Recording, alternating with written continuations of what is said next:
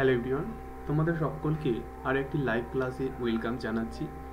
Live বলতে কি, দেখো আমি তোমাদের সর্বতোভাবে চেষ্টা করছি যে সঠিক সময়ে সঠিক কিছু দেওয়ার। আমি যেমন ম্যাথের ক্ষেত্রে তোমাদের টপিক ওয়াইজ আলোচনা করছি, সেরকমই বিভিন্ন টপিক ধরে টপ 5 আমি কিন্তু শুরু করলাম।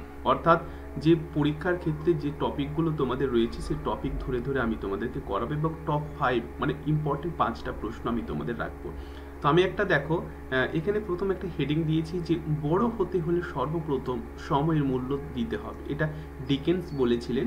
তো বড় হতে গেলে সর্বপ্রথম সময়ের মূল্য অবশ্যই তোমাদের দরকার। সময়ের মূল্য তোমরা দিতে শিখো, ঠিক নিশ্চয় তোমরা অবশ্যই বড় হয়ে যাবে। দেখো প্রথম প্রশ্ন তোমরা দেখতে পাচ্ছ অনুপাত সমানুপাত থেকে আছে যে এ বি সি এর মধ্যে যদি 4000 টাকা কিভাবে ভাগ করে দিতে হবে যাতে এ এর অংশ বি এর অংশ 5:6 এবং বি এবং সি এর অংশ 2:5 হবে।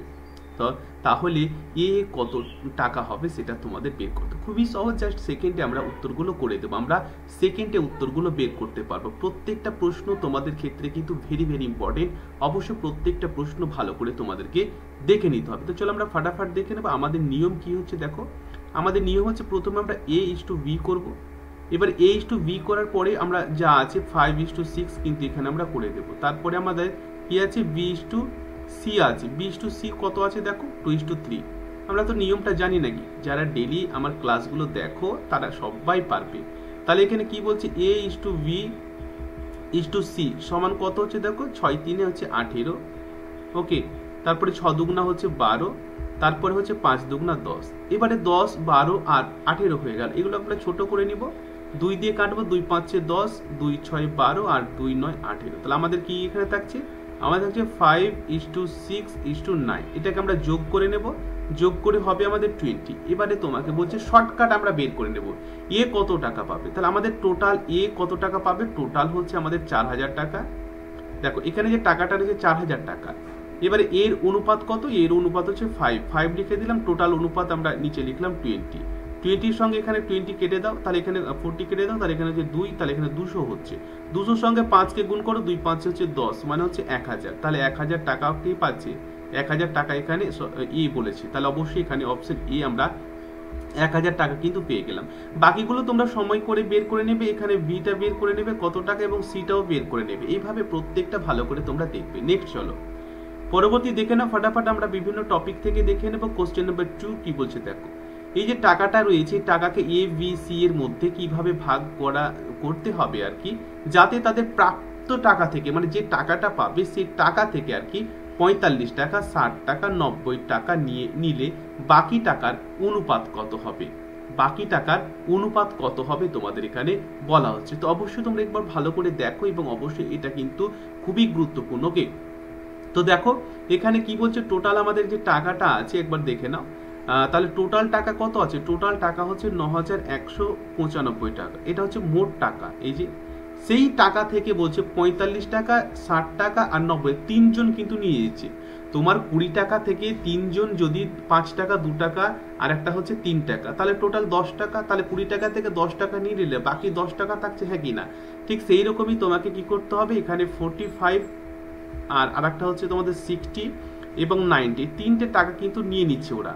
তাহলে এখানে কত হচ্ছে টোটাল, কত মাইনাস হবে 5, 10, 19, তাহলে 195 টাকা।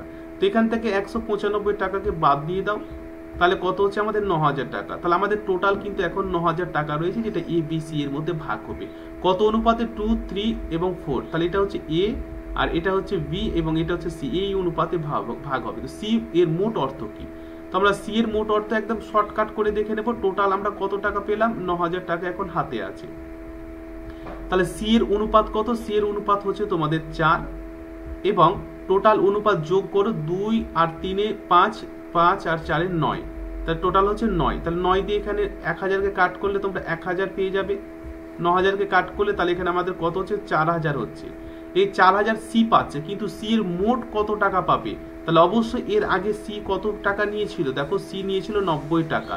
তাহলে অবশ্যই 90 টাকাটা এখানে প্লাস হবে। তাহলে আমাদের কত হবে 4090 টাকা। যদি অপশনের মধ্যে নেই তাহলে অবশ্যই 4090 টাকা তোমাদের সঠিক অ্যান্সার হয়ে যাবে। বোঝা গেছে? চলো আমরা কোশ্চেন নাম্বার 3 জেনে নেব। দেখো ভালো করে বুঝবে কিন্তু, হ্যাঁ। 15 টাকা কেজি দরে চায়ের সাথে কি অনুপাতে 20 টাকা কেজি চা মিশে দিচ্ছে, আর যখন মেশানো হলো তখন প্রতি কেজি 16 মানে 16.5 টাকা করে বিক্রি হচ্ছে।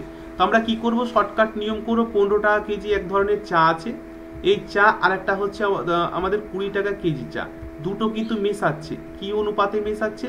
এই অনুপাতে মেশাচ্ছে তোমাদের 16:50 এই অনুপাতে মিশিয়ে বিক্রি করছে।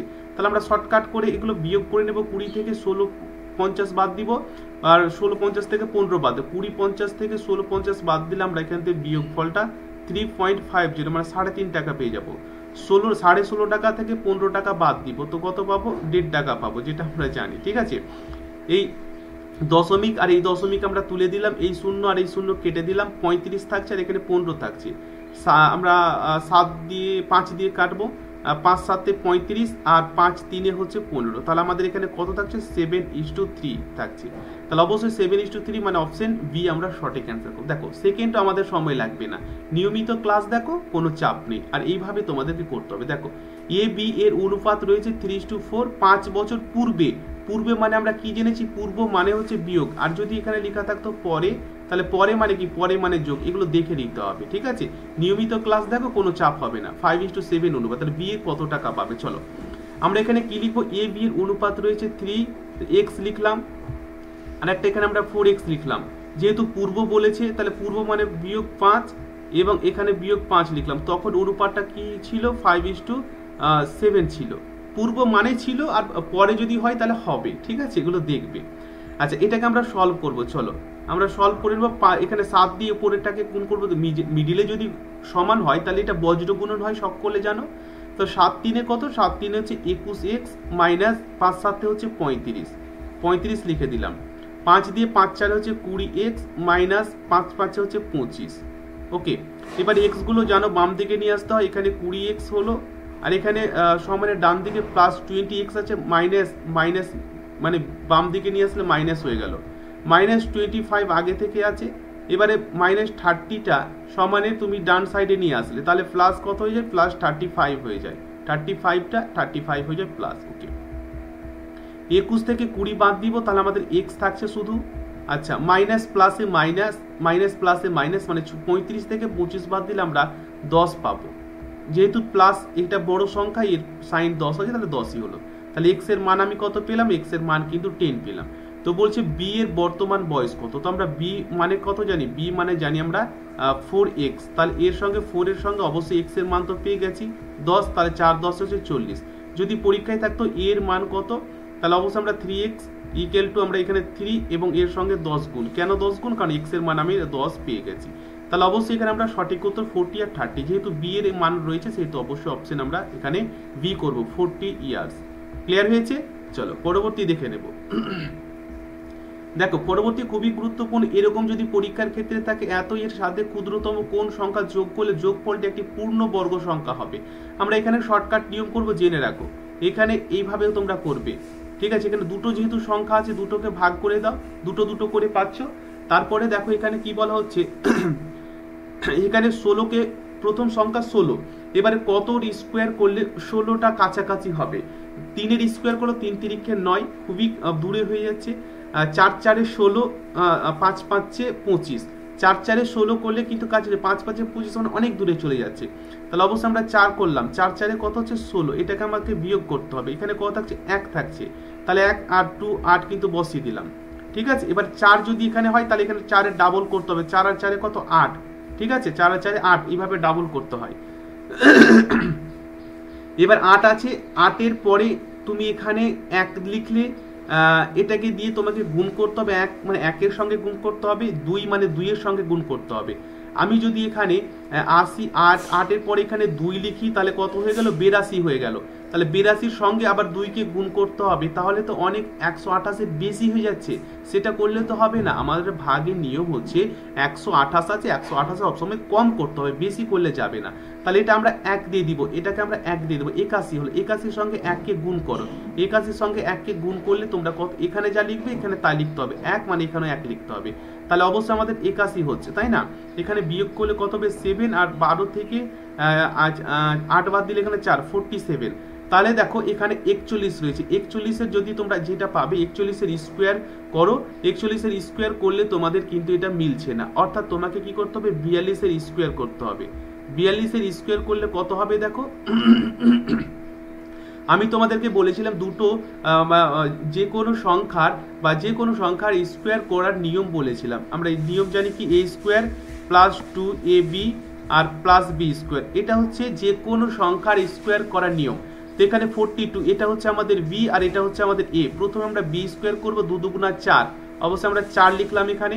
তারপর 2ab করবো, 4 দুগুণা 8, 8 দুগুণা 16, 16 আমরা 6 করলাম, হাতে 1 থাকে। তারপরে a স্কোয়ার, a হচ্ছে এটা 4 4 16, হাতের 1 17, তাহলে কত হচ্ছে 1764 হচ্ছে। তাহলে 1764 থেকে 1728 তোমরা বাদ দিয়ে দাও। 1728 মানে এই যে সংখ্যাটা রয়েছে এটাকে বাদ দিয়ে দিতে হবে। তাহলে বাদ দিয়ে দিলে কত পাবে তোমরা 36 পাবে। তাহলে এইটা হচ্ছে ক্ষুদ্রতম সংখ্যা, যদি তুমি যোগ করো 36 তাহলে সংখ্যাটা অবশ্যই একটা পূর্ণবর্গ হবে। তাহলে অবশ্যই অপশন এখানে আমরা সি সঠিক অ্যান্সার করব। ঠিক আছে, এই ধরনের টপ 5 আমরা প্রতিদিন আলোচনা করার চেষ্টা করব। টপ 5 মানে তোমাদের যে টপিক রয়েছে সেখান থেকে টপ 5 প্রতিদিন আলোচনা করবে, এবং টপিক ওয়াইজও আমাদের ক্লাস চলছে। ক্লাসগুলো যদি তোমরা এভাবে দেখো তাহলে আমি আশা করছি 10-এর মধ্যে অঙ্কতে 10ই পেয়ে যাবে। যদি ভালো লাগে বা এগুলো ক্লাস পেয়ে যদি তোমাদের উপকারে আসে তাহলে অবশ্যই একটা লাইক করবে, চ্যানেলটি সাবস্ক্রাইব করে পাশের বেলটি অবশ্যই অন করে রাখবে। আজকের মতো এইটুকুই, সবাই ভালো থেকো, টেক কেয়ার, জয় হিন্দ।